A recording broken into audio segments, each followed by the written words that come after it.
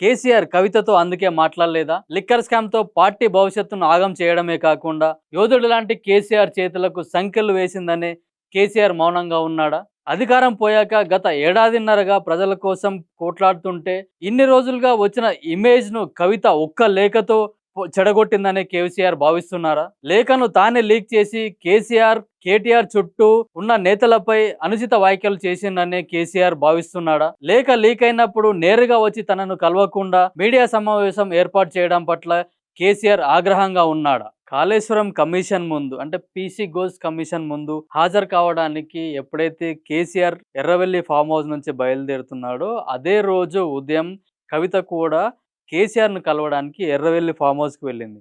కానీ అక్కడికి వెళ్ళినప్పుడు అక్కడ చాలామంది కార్యకర్తలు, ముఖ్య నాయకులు, ఎమ్మెల్యేలు, మాజీ మంత్రులు, ఎమ్మెల్సీలు, రాజ్యసభ ఎంపీ కూడా అక్కడ ఉన్నారు. అయితే అక్కడికి ఎప్పుడైతే కేసీఆర్ ఉదయం ఎర్రవెల్లి ఫామ్ హౌస్ నుంచి బయలుదేరి హైదరాబాద్‌కి వచ్చి పీసీ ఘోష్ కమిషన్ ముందు హాజరవుతారో, అదే టైంలో కవిత కూడా కేసీఆర్‌ను కలవడానికి అక్కడికి ఎర్రవెల్లి ఫామ్ హౌస్‌కి వెళ్ళింది. కానీ కేసీఆర్ మాత్రం కవితను కలవడానికి అంత ఇంట్రెస్ట్‌గా చూపలేదు. అందరూ నాయకులను కలిసి మాట్లాడిన కేసీఆర్ కవిత వైపు కనీసం కన్నెత్తి కూడా చూడలేదని అక్కడ ఉన్న కొందరు నాయకులు మనకు చెప్పారు.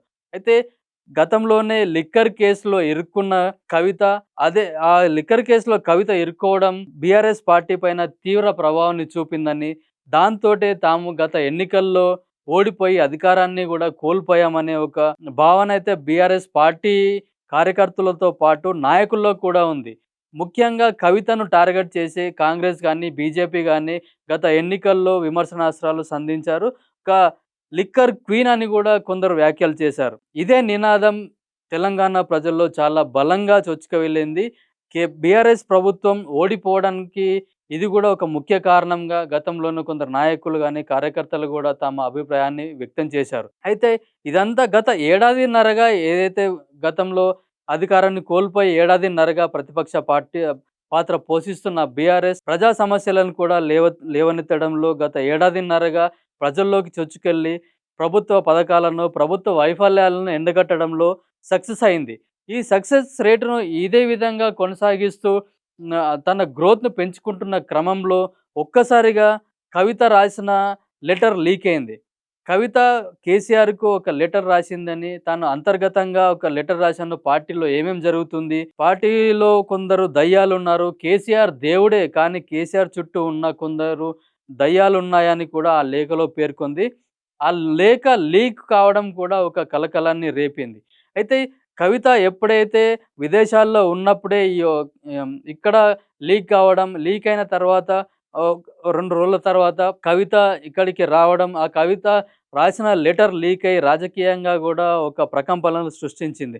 ఎందుకంటే స్వయంగా కేసీఆర్ కూతురు కవిత ఇట్లా లెటర్ రాయడం, తమ ఎప్పటినుంచో కల్వకుంట్ల కుటుంబంలో గొడవలున్నాయి, ఒకరిపైన ఒకరు ఆధిపత్యం చెలాయించుకుంటున్నారు, ఒకరంటే ఒకరు పడట్లేదు అనే ఒక రూమర్స్ అయితే గత కొన్ని సంవత్సరాలుగా రాజకీయ వర్గాల్లో అయితే తెలంగాణ ప్రజల్లో కూడా ఇదైతే స్పష్టంగా ప్రజల్లోకి వెళ్ళింది.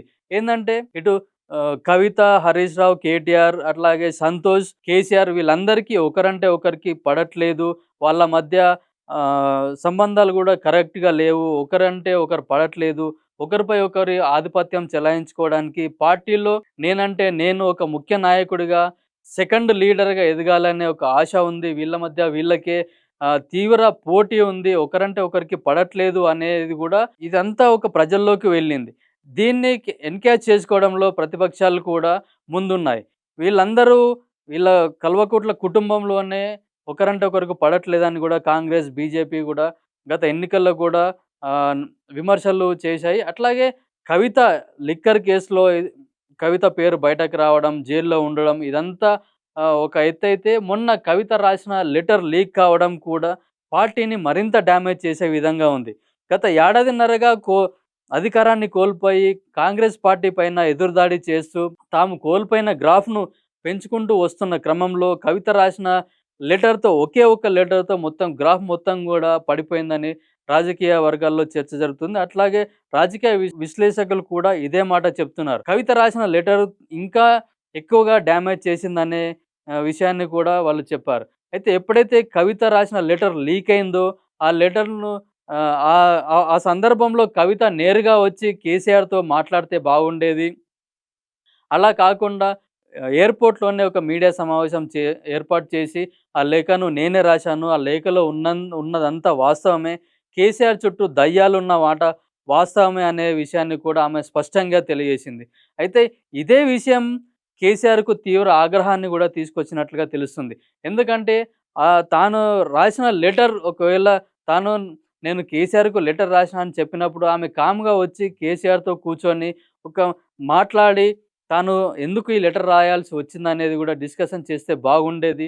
అట్లా కాకుండా నేరుగా మీడియా సమావేశం ఏర్పాటు చేసి, మొత్తం తన మనసులో ఉన్న మాటను మొత్తం చెప్పి తెలంగాణ ప్రజల పట్ల, తెలంగాణ ప్రజలకు ఏదైతే రాంగ్ సంకేతాలు వినిపించిందనేది గూడా ఈ విషయం పైన గూడా కేసీఆర్ తీవ్ర ఆగ్రహంతో ఉన్నారు. ఇదే విషయం పట్ల కేసీఆర్ ఆగ్రహంగా ఉండి కవిత ఇంటికి వచ్చినా గూడా ఆమెను కనీసం పలకరించలేదు. ఆమె పట్ల తీవ్ర ఆగ్రహాన్ని వ్యక్తం చేస్తున్నారు కాబట్టి కవితను ఆ రోజు ఎప్పుడైతే ఫామ్ హౌస్‌కొచ్చినా గూడా కవిత పట్ల కనీసం చూడను గూడా చూడలేదనే విషయం ఇక్కడ స్పష్టమైతుంది. అయితే కవిత 2 విషయాల పట్ల కేసీఆర్ కవిత పైన తీవ్ర ఆగ్రహంగా ఉన్నట్లుగా తెలుస్తుంది.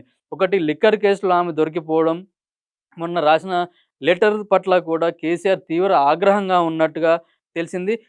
దీంతోటే ఎందుకంటే కేసీఆర్‌కు కవిత అంటే మహాప్రాణం. చిన్నప్పటి నుంచి గూడా ఆహ్, తన బిడ్డ పట్ల ఎక్కువ ప్రేమ చూపించేవాడు.